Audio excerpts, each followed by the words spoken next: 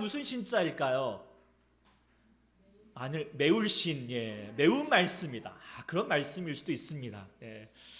근데 그 신자는 바로 거듭신, 되풀이할 신, 그리고 명령명자, 다시 말씀을 되풀이한다는 것입니다. 왜 이렇게 되었는가? 이스라엘 백성들이 출애굽하였지만 이제 그 완악하였던 출애굽 1세대가 하나님의 심판으로 말미암아 다 죽게 되었고 새로운 시대가 등장하게 되었습니다.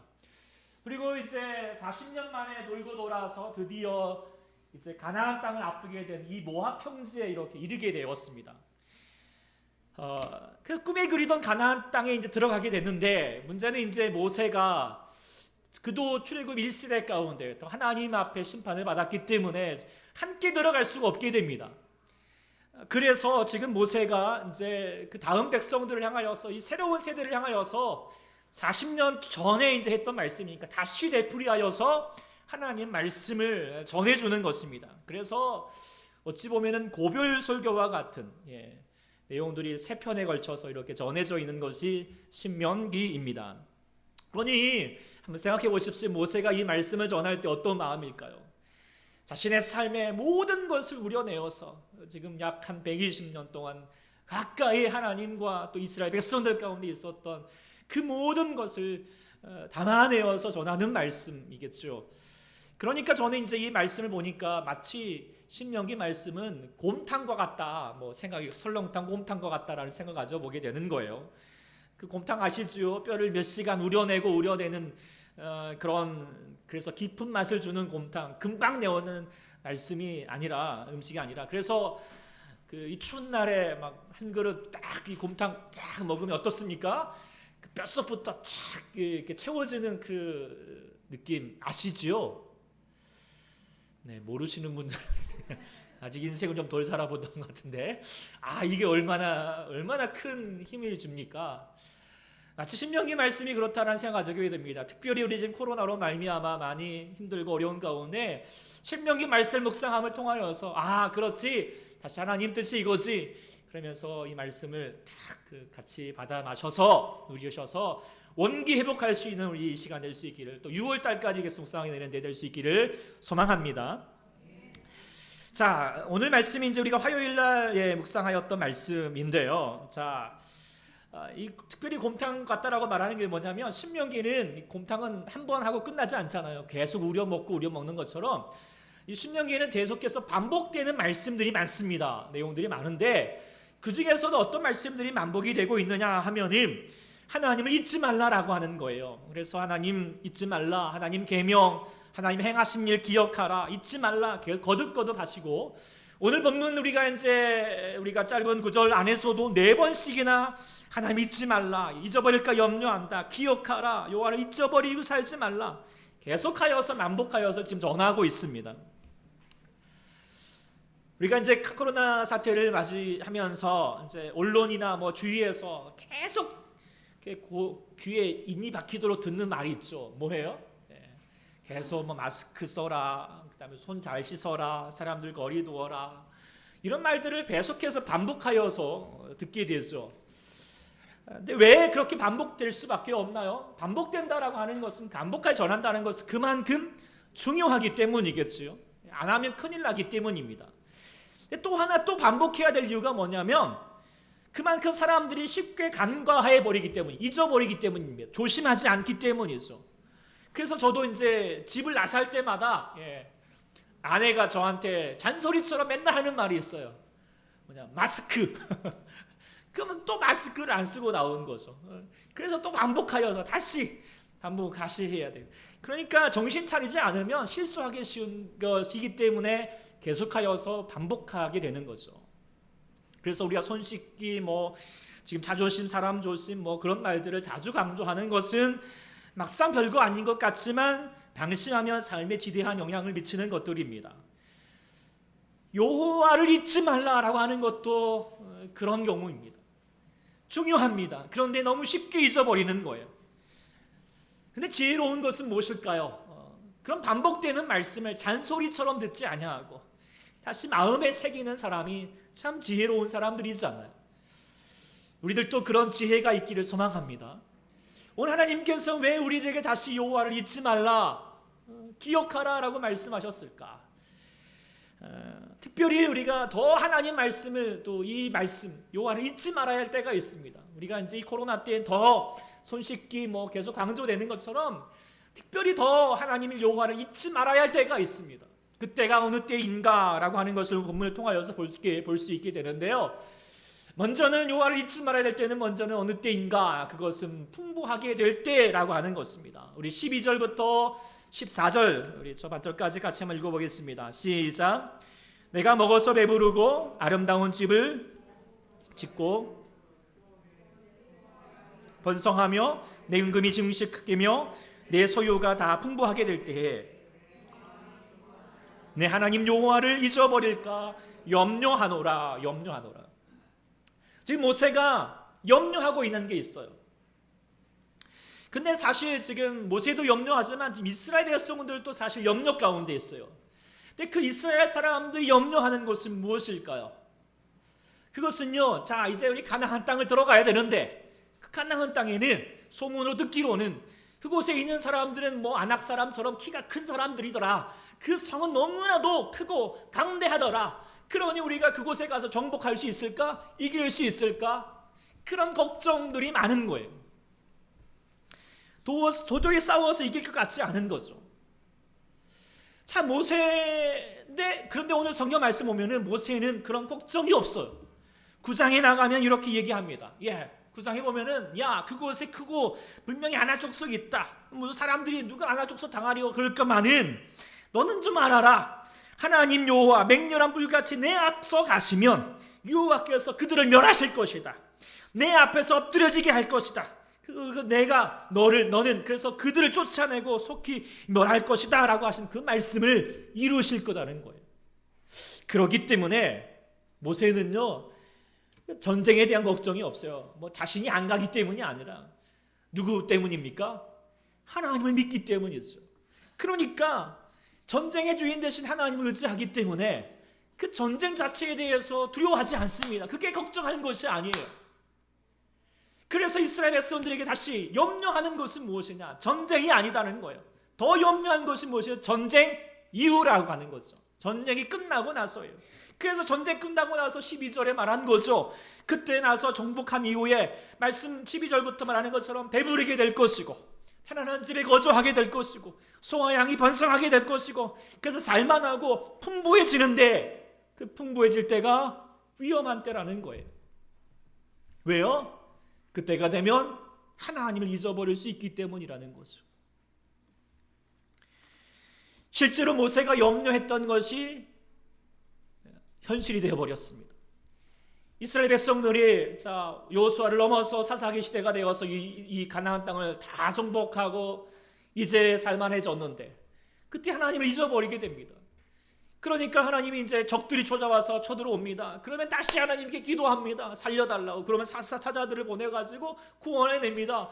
근데 좀 살만합니다. 그러면 또 어떻게 합니까? 하나님 또 잊어버립니다. 그것이 계속 반복되는 것이 사사기 역사고, 정말 이 꿈에 그리던 가나안 땅에서 가장 암울했던 시대를 겪게 되었던 것이 정말 이게 모세의 염려가 정말 사실이었다는 것이죠. 이게 그때만 끝난 것이 아니라 모든 역사에도 마찬가지입니다. 교회가 박해를 받았던 시절에는 정말 세상이 감당하지 못할 믿음을 가지고 나갔어요. 그런데요, 교회가 박해가 줄어들고 로마의 공인으로 받게 되면서부터 예수 믿기가 참 편해지겠으부터 어떻게 되었습니까? 진짜 하나님께 영광 올리는 것보다도 영적 어둠의 시기를 맞이했다라고 하는 것을 우리가 알고 있습니다. 우리의 역사도 마찬가지 아닙니까? 우리가 일제시대 때나 6.25 시대, 보릿고개처럼 어려웠던 시대에는 정말 교회마다 기도 소리가 뜨거웠어요. 부흥회하며 막 사람들이 같이 나와가지고 막 사모하면서 그렇게 나갔던 것인데요, 이제는 하나님 은혜로 말미암아 잘 살만하니까 어떻게 됐죠? 기도하지 않습니다. 사모하지 않습니다. 개인의 삶도 마찬가지 아닙니까? 사람들 보면은 중병에 걸리고 삶의 문제가 있고 고난의 시기를 겪을 때에는 하나님을 찾습니다. 기도합니다. 그런데요, 문제가 회복되면은요, 태도가 돌변해버리는 거예요. 하나님을 멀리합니다. 하나님을 귀찮아하는 거예요. 그러면서 하나님 없어도 나 살만합니다. 살만하네요. 제가 목회자로서 정말 안타까운 때가 어느 때인가, 바로 이런 인생의 어리석은 모습들을 반복하는 사람들을 볼 때입니다. 그것도 한두 번이 아니에요. 늘 항상 그런 모습들을 마주하게 될 때 너무 안타깝습니다. 여러분은 어떠실 것 같습니까? 우리도 예외가 아니라는 거예요. 그래서 지금 하나님은 계속해서 반복하여서 말하는 것입니다. 너의 인생이 풍부해질 때, 편안해질 때, 그때 조심하라는 거예요. 하나님을 잊지 않도록, 정신 차리지 않으면 하나님 잊어버리기 쉽다는 겁니다. 우리도 다시 한번 그 하나님 말씀을 들을 수 있는 저희가 될 수 있기를 소망합니다. 하나님은 지금 모세를 통하여서 강조하고 있는 거예요. 신앙의 적은 외부에 있지 않다는 거예요. 저 가나안의 적군들이 무서운 게 아니라는 거예요. 진짜 우리의 신앙의 적은 어디에 있을까요? 외부에 있지 않고 내면에 있다는 거예요. 근데 그 내면에 가장 무서운 적이 뭘까요? 그것은 바로 교만이다라고 말해주고 있습니다. 교만이에요, 교만. 교만은 하나님을 잊어버리게 한다고 오늘 본문은 경고하고 있습니다. 잠언 기자는 말했죠. 교만은 패망의 선봉이요, 거만한 마음은 넘어짐의 앞잡이다라고 그렇게 얘기해주고 있습니다. 기독교의 초대 교부들이 인간의 내면을 병들게 하고 죽음에 이르게 하는 7가지 죄가 있는데 그 중에서도 가장 먼저가 되는 죄가 있다. 뭘까요? 교만이라고 말하고 있습니다. 토마스 아퀴나스 유명한 사람도 그분도 뭐라고 그랬냐면 교만은 모든 죄악의 어머니이다. 또한 교만은 수법이야. 코로나 박테리아보다도 바이러스보다도 더 무서운 게 바로 교만이라고 말하는 수법이야라고 하는 것이라고 얘기해주고 있습니다. 그런데 많은 사람들이 더 시절이 좋아지면 좋아질수록 이 교만이라고 하는 수법이야에 감염되어 가고 있습니다. 자, 교만 바이러스에 감염된 증세, 바이러스에 감염되면 증세가 있잖아요. 그 증세가 뭐냐? 오늘 본문 17절에 말해주고 있습니다. 뭐라고 말하냐? 내 마음에 이르기를 내 능력과 내 손으로 내가 이 재물을 얻었다. 이런 사람이 바로 교만한 사람들이 된다는 겁니다. 그런데 좀 생각해 봅시다. 내 능력과 내 힘으로 재물을 얻었다. 이 말이 어떻게 이상하게 들립니까?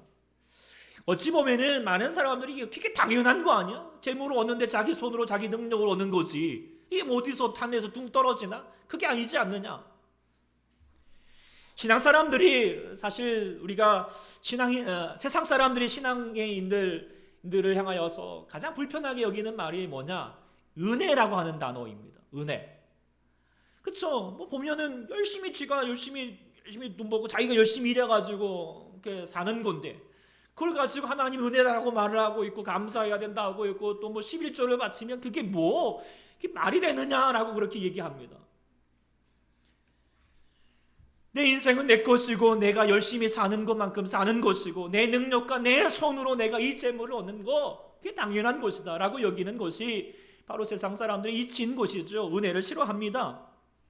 그런데 그것이 뭐냐면 결국은 영적으로 죄의 바이러스, 교만의 바이러스에 감염되어 있다라고 하는 증거라고 하는 것이죠. 근데 우리도 알지만 또 우리가 다시 고백할 수밖에 없는 것이 내 인생, 내 재물, 내 능력 가지고 살아갈 수 있습니까? 그러지 못한다는 거 알지 않습니까?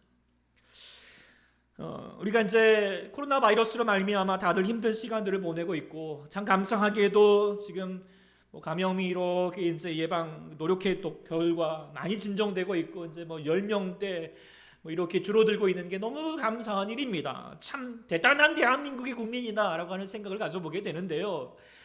그럼에도 불구하고 우리가 잊지 말아야 할 게 있습니다. 여러분들도 많이 노력하셨지만 무엇보다도 방역의 최전방에서 힘써왔던 관계부처와 의료진들이라고 하는 거죠. 뉴스를 보셨으면 알겠지만 오랫동안 집에 들어가지 못하여서 쪽잠을 자고 있고 감염자들을 돌보고 치료하는 일에 예를 쓰고 있습니다. 오랫동안 마스크와 고글 착용을 해가지고 반창고를 붙이고 있는 이 모습을 보고 있으면 저들의 덕택 때문에 지금의 결과가 있음을 우리가 인정하지 않을 수 없는 거죠. 그래서 요즘 운동이 있죠. 덕분에 라고 하는 그 운동을 벌이고 있잖아요. 이게 이제 수화로 존경합니다 이런 뜻을 가지고 있다고 하는데, 그 의료진들을 향하여서 덕분입니다 라고 그렇게 얘기해 준다는 거예요. 참 좋은 운동이다 라고 생각하게 됩니다. 그런데요 우리도 마찬가지라는 것입니다. 세상이 우리가 살아가는 동안에 우리의 삶이 그저 우리의 힘과 노력만으로 되는 것이 아니라는 것이죠. 우리도 공부를 하고 직장을 다니고 아침에 눈을 뜨고 잠자리 들 때까지 나라는 존재는 결국 늘 덕분에 산다는 거예요. 덕분에 사는 거잖아요. 부모님 덕분이기도 하고 사랑하는 가족들 덕분이기도 하고 도와주는 사람들 덕분이기도 하지만 무엇보다도 누구 덕분일까요? 바로 하나님 덕분이라는 거 우리가 잊지 말자는 것입니다. 하나님께서 우리를 돌봐주지 않으면 우리는 단 한순간도 살 수 없습니다. 이 코로나로 말미암아도 알고 있잖아요. 작은 민문 앞에서도 우리는 연약할 수밖에 없습니다. 하나님이 훅 불어버리면 그저 넘어갈 수밖에 없는, 멸망받을 수밖에 없는 연약한 존재들이라는 거예요. 하나님이 지켜주셨기 때문에 사는 거죠.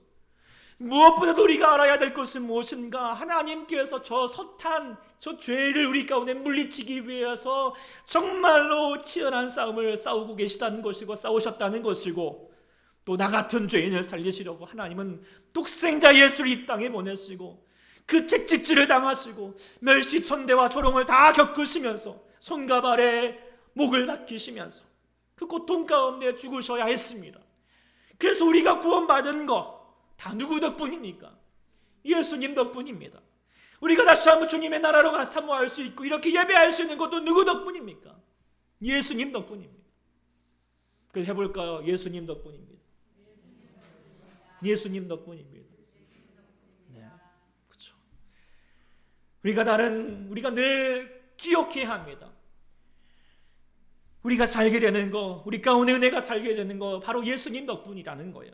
그런데 기껏 우리가 하나님 은혜로 우리를 살려주시고 평안 주시고 은혜 주셨는데 하나님을 떠나버립니다. 잊어버립니다. 다시 세상의 재미와 우상을 향하여 나아갑니다. 이번 코로나 현장 가운데 있었던 의료진들이 이제 이렇게 뉴스에서 볼 때 제가 마음에 참 이렇게 안타깝게 들렸던 게 뭐냐면, 기자가 이제 그분들에게 힘들지 않냐고 말했을 때 반창투성이 있는 이 얼굴로서도 괜찮다라고 말하는 거예요. 그런데 정말 힘들 때가 있다는 거예요. 어느 때인가 그것은 뉴스를 통하여서 정말 이렇게 이 최전방에서 예를 쓰고 있는데 그 뉴스에서는 뭐 그 클럽에서 줄 서 있고 막 발비는 틈 없이 막 그렇게 있는 모습들을 점할 때, 그래서 사람들이 난 괜찮다고, 난 건강하다고, 내 인생 내 마음대로 살던데 웬 참견이냐고 이런 식의 이야기를 들을 때마다 자신들이 이 고생한 것에 대해 왜 해야 되는지 모르게 대한 자괴감이 든다라고 말하는 거, 그걸 공감하게 되는데, 읽고 있으니까 이게 눕는 게 아니라 바로 내 얘기라는 생각을 가져보게 됩니다. 우리가 하나님께도 우리가 그렇게 행하고 있는 것은 아닐까? 하나님은 날 위해서 십자가의 고통을 다 감당하시고 나를 살리셨는데 우리가 살만하다고 이제 내 인생 내 배로 두라고, 내 인생 내가 살겠노라고 그렇게 말하고 조심성 잊지 않게 그렇게 하고 있다면 우리가 하나님 앞에 하나님 마음에 다시 못질하고 있는 것 아닐까요? 그렇기 때문에 우리는 늘 경계해야 합니다. 우리도 늘 그러기 쉽다는 거예요. 평안할수록, 괜찮을수록 우리가 더 조심하고 조심해야 됩니다. 내 안에 교만이 찾아오진 않았는지, 하나님을 잊어버리고 있는 것은 아닌지, 내가 하나님께도 소홀하고 있는 것은 아니었는지 조심조심하여서 하나님을 잊지 않는, 평안할 때 잊지 않는 저와 여러분 될 수 있기를 간절히 소망합니다. 아멘. 첫 번째로 우리가 하나님 아버지 앞에 우리가 풍부하게 될 때 하나님 잊지 않도록 조심해야 되고, 두 번째는 어느 때인가 바로 이 인생의 광야를 걸어갈 때에 우리는 하나님 잊지 말아야 된다라고 하는 것입니다. 14절 후반절부터 이렇게 말씀하십니다. 여호와는 너를 애굽 땅 종되었던 집에서 인도해 이끌어내시고 너를 인도하여 그 광대하고 위험한 광야 곧 불뱀과 정갈이 있고 물이 없는 간조한 땅을 지나게 하셨으며 또 너를 위하여 단단한 반석 위에서 물을 내셨다라고 말하고 있습니다. 자, 오늘 본문 말씀 속에서 이제 하나님, 우리가 이제 본문을 통하여 하나님이 있지만 하나님을 한번 빼놓고 한번 생각해 보십시오. 우리가 종살이 계속 살았고요. 좀 이제 다시 가게 되었는데 위험한 광야의 가운데 가게 되었어요. 거기에는 불밤이 있고 정갈이 있고 물이 없는 너무 건조한 땅이에요. 그런 땅에 살고 있으면 어떻게 돼요? 너무 힘들잖아요. 인생이 비참해졌잖아요. 우리 사랑하는 여러분들도 그런 광야 같은 때가 인생에 있을 때가 있지 않습니까? 광대하고 위험한 광야. 주위에는 나를 공격하는 사람들이 많은 것 같고 나를 해하는 사람들만 많은 것 같고 뭔가 내 삶에 생기를 가지게 할 만한 것들, 그런 것들은 다 사라지고 무미건조하고 아무런 희망을 두지 못할 때가 있지 않으십니까? 그래서 인생이 너무 암담하고 서글퍼질 때가 있지 않으십니까?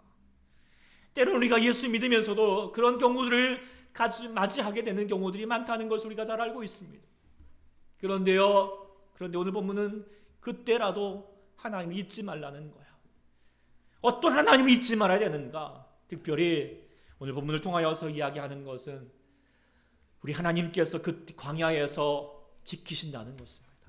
바로 여러분들을, 우리를 지키시고 계신다는 것이죠. 15절부터 말하기를 너를 인도하여서 그 광야에서, 위험한 광야에서 불뱀이 있고 물이 없는 건조한 땅을 지나게 하셨으며 너를 위하여서 단단한 물을 내시고 또 만나를 내게 먹이셨다. 또 4절에도 말합니다. 이 40년 동안 내 의복이 헤어지지 않고 내 발이 부러지지 않게 하셨다라고 말하고 있습니다. 즉 하나님은 이스라엘 백성들뿐만 아니라 우리도 광야의 길을 걸어간 동안 우리를 결코 내버려 두지 않으십니다. 물론 분명히 우리가 힘든 시간이 있지만 하나님 우리가 감당할 수 있도록 우리를 지켜주시고 보호하시고 필요한 때에 적절하게 도와주시겠다, 공급하신다라고 하는 것이에요. 그래서 저도 광야와 같은 시간들을 보고 있으면 그때도 하나님이 참 은혜가 있었구나.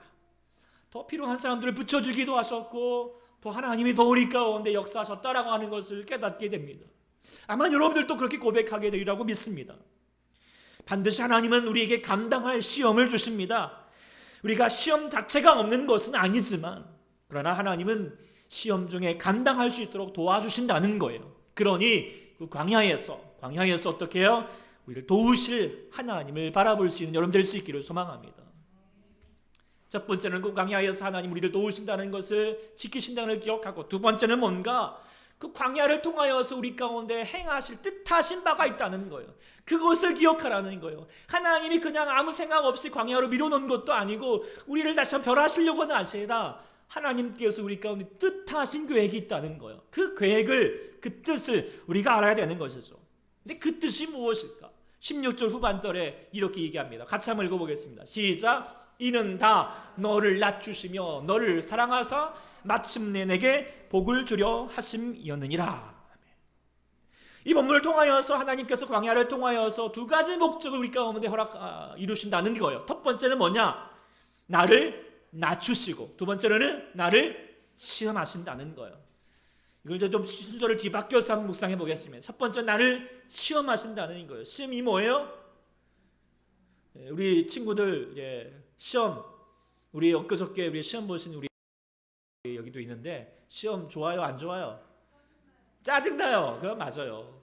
그런데 시험 아예 없는 시간에 살고 싶지만 사실 시험이 필요해요? 필요하지 않아요? 필요하죠. 네. 시험이 바로 그런 것과 같다 생각하게 됩니다. 테스트입니다. 그를 통하여서 알게 되는 건 뭐예요? 나라는 존재가 무엇인가? 내 실력이 어느 정도지? 이거를 깨닫는 거잖아요. 하나님이 우리를 다시 한번 이 광야의 시간들을 통하여서 우리에게 시험하십니다. 테스트하십니다. 그러면서 너의 영적인 실력을 보고자 하는 거예요. 우리가 이번에 코로나로 말미암아 하나님의 테스트를 받은 것 같아요. 네. 예배당에 모여서 우리가 예배할 수 없었고 또 말씀과 기도의 시간을 제대로 우리가 이루지 못하여 혼자 감당해야만 했습니다. 근데 이 시간들을 통하여서 아마 우리가 영적인 여러분의 실력, 저의 실력, 여러분의 실력이 드러나게 되었으리라고 생각합니다.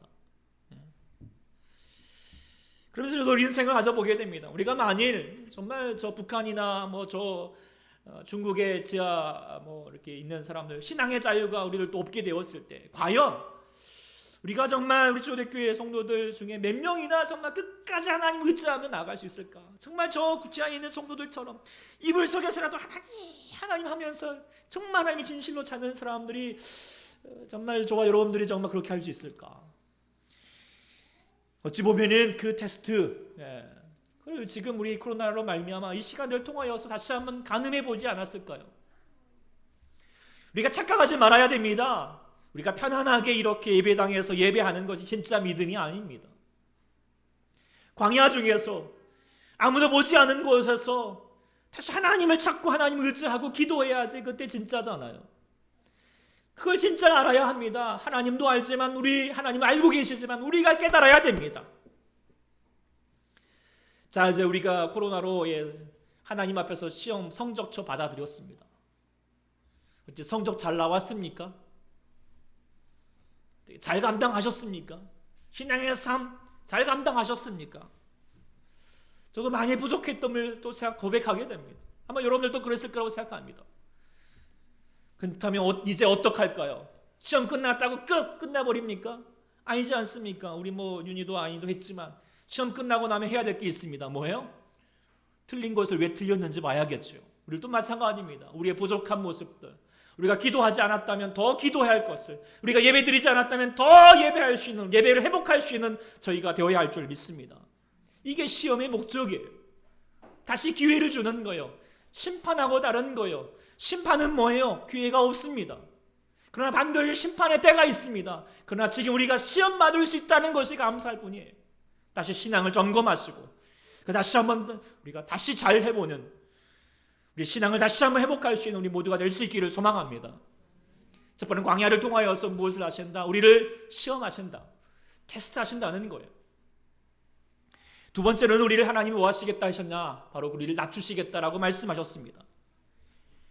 그래서 낮추셔서 뭐 하시겠다고? 복을 주려 하시겠다고 말씀하고 계시는데, 전에도 말씀드렸던 것처럼 하나님의 복은 어떤 특징을 가지고 있는가? 마치 물과 같다는 거예요. 물은 어떻게 흐릅니까? 높은 데서 낮은 곳으로 흐릅니다. 하나님의 복도 마찬가지예요. 하늘 위로부터 어떻게 해요? 하나님의 낮은 사람들에게, 연약한 사람들에게, 죄인임을 고백하는 사람에게, 겸손한 사람에게 하나님의 복이 흘러가게 됩니다. 그러나 높아지면 그 복은 역행할 수밖에 없게 됩니다. 그래서 하나님께서 염려하는 거, 우리가 교만해지지 않기를 원한다는 거예요. 그런데요, 교만하기 쉬울까요? 아니, 겸손하기가 쉬울까요? 어려울까요? 어려워요. 생각보다 어렵습니다. 그래서 어거스틴도 그런 말을 했어요. 교만은 인간이 빠지기 쉬운 가장 쉬운 것이기에 인과 동시에 인간이 극복하기 가장 어려운 것이다. 톨스토이는 겸손한 사람보다 힘이 강한 사람은 없다라고 말했어요. 사회학자들도 말하기를 사회생활에서 실패하는 원인이 한 80% 정도가 실력이 또 아니면 지식이 부족해서가 아니라 교만하여져서 인간관계를 그르치기 때문에 그런 실패하는 결과를 얻게 된다라고 그렇게 얘기해주고 있어요. 그래서 우리가 정말 교만하지 않고 겸손해야 되는데, 이 겸손하는 것이 중요한데, 특별히 하나님 앞에서 더더욱 중요한데, 그런데요 그냥 되지 않아요. 그래서 어떻게 광야의 시간들을 통하여서 우리를 철저히 훈련시키는 거예요. 오늘 본문 3절에 있는 바와 같이 우리를 때로는 줄이게도 하시고, 목마르게도 하시고, 때로는 하루 먹을 수밖에 없는 만나 갖고 살게 하시고, 정말 연약함 가운데 살게 하시는 것입니다. 그러면서 그를 통하여서 하나님이 원하시는 게 뭐죠? 깨닫게 되는 것이 사람이 떡으로 사는 것 아니다. 떡 먹고자 떡 가질 실력으로 사는 것이 아니다. 뭐예요? 오직 하나님 말씀으로 사는 것이다. 하나님 말씀 앞에 겸손하게 순종할 수 있는 그 겸손의 삶, 순종의 삶을 살아야 된다는 것이 인생이다 라고 하는 것을 깨닫기를 원한다는 거예요. 사랑하는 여러분은 어떠십니까? 겸손의 훈련 잘 받고 계십니까? 그래서 겸손해지셨습니까? 아무도 대답 안 하신 것 보니까 다 겸손하신 분들인 것 같습니다. 그런데 진짜 겸손일까요? 겸손이라고 말하는 사람은 그래요, 저는 부족해요, 저는 못해요, 이렇게 말하는 게 겸손일까요? 꼭 그것만은 아닌 것 같습니다. 진짜 겸손한 사람은 어떤 사람인가? 가장 중요한 것은 하나님께 기도할 수 있는 사람이에요. 기도하는 사람이죠. 하나님, 저는 내 힘과 내 능력으로 살 수가 없어요. 하나님의 도우심이 필요해요. 하나님이 도와주셔야 합니다. 그리고 내 뜻대로 살지 않기로 원합니다. 하나님 뜻대로 살기 원합니다. 하나님의 뜻을 알려주세요. 하나님 말씀을 내가 깨닫게 도와주세요. 그렇게 기도하는 사람이 진짜 겸손한 사람인 줄 믿습니다. 여러분, 기도로 겸손할 수 있는 여러분 될 수 있기를 소망합니다. 겸손하셔야 됩니다. 겸손하셔야 됩니다. 어거스틴도 강조하기를 첫째도 겸손이고 둘째도 겸손이고 셋째도 겸손이라고 그렇게 강조했습니다. 겸손한 자에게 하나님이 분명히 약속하였습니다. 뭐라고 하십니까? 내가 알지도 못하던 만나를 광야에서 내게 주시고 이는 다 너를 낮추시고 너를 시험하사 마침내 내게 복을 주려 하심이니라. 마침내 내게 복을 주려 하심이라. 네가 하나님 앞에서 겸손한 자가 되어가면 하나님이 마침내 너에게 복을 쏟아주시겠다고 약속하셨습니다. 내가 재물을 얻을 수 있는 능력을 더하시겠다고 말씀하셨습니다. 그 하나님의 약속의 말씀을 믿으십니까? 그렇다면 특별히 지금 광야에서 어려운 가운데 살고 있는 여러분들, 하나님의 뜻을 기억하여서 겸손의 훈련을 잘 받아 다시 한번 그 하나님의 복을 누릴 수 있는 우리 모두가 될 수 있기를 소망합니다. 그런 마음이라면 우리가 다시 한번 이 찬양을 들을 수 있겠다 생각하게 됩니다. 하나님, 우리 인생이 나를 실망시킨 적 있나요? 없으시나요? 없습니다. 때로는 우리가 광야를 걸어갈 때 우리가 하나님 나한테 왜 이러시지? 그렇지만 그 광야 속에도 하나님은 이를 향하여서 큰 계획을 품고 계신 주님이신 줄 믿습니다. 무엇하기 위해서? 너 복받기 위해서. 그리고 하나님 그 광야에서 나를 떠나시지 않겠다고 지키시겠다고 말씀하셨습니다. 그 주님은 신실하신 분이십니다. 아멘. 그 하나님을 믿으면서 이 찬양 들으면서 우리 하나님 아버지 앞에 나아가는 시간을